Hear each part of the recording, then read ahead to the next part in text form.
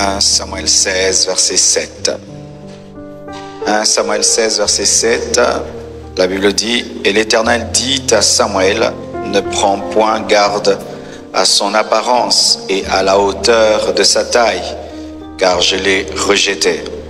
L'Éternel ne considère pas ce que l'homme considère. L'homme regarde à ce qui frappe les yeux, mais l'Éternel regarde au cœur. » Proverbe 4, verset 23. « Garde ton cœur plus que toute autre chose, car de lui viennent les sources de la vie. » Nous terminons avec Proverbe 16, verset 2. « Toutes les voies de l'homme sont pures à ses yeux, mais celui qui pèse les esprits, c'est l'Éternel. » Prenez place, je vous prie.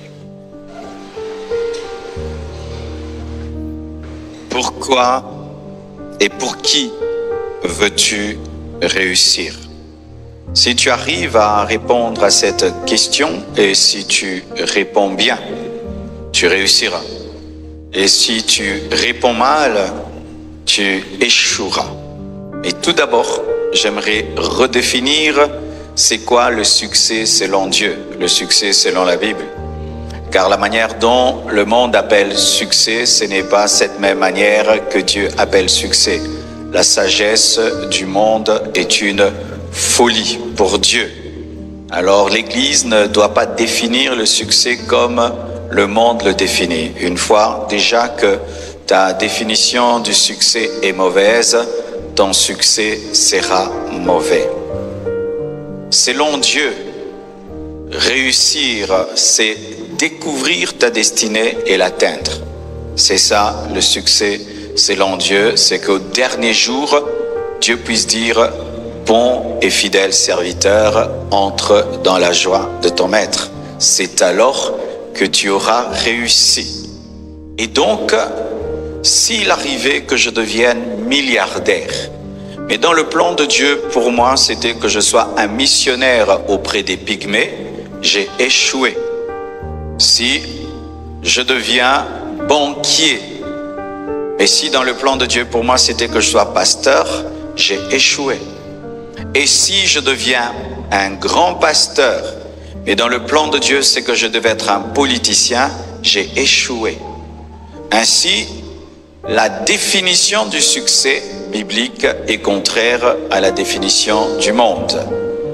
Selon le monde, par exemple, la célébrité, c'est le succès. Mais des fois, selon Dieu, la célébrité peut être un échec, parce que la Bible dit « Malheur à vous lorsque tout le monde dira du bien de vous ». Ainsi, frères et sœurs, tu dois d'abord mettre à jour ta définition du succès. Ce n'est pas toujours être connu, ce n'est pas toujours avoir beaucoup d'argent, ce n'est pas être toujours célèbre. C'est vrai, Dieu aussi peut te rendre célèbre. La Bible dit « Je rendrai ton nom grand ». Mais certains ne seront jamais célèbres, mais ils ont réussi. D'autres ne seront jamais très riches, mais ils ont réussi. Les apôtres de Jésus n'étaient pas très riches.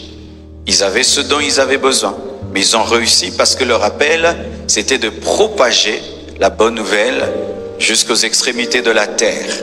Alors des fois, tu peux croire que tu es en train d'échouer, alors que tu es en train de réussir. Et des fois, tu peux croire que tu es en train de réussir alors que tu es en train d'échouer. Connais-tu ta destinée? Je l'ai enseigné déjà. Va auprès de Dieu et pose-lui la question.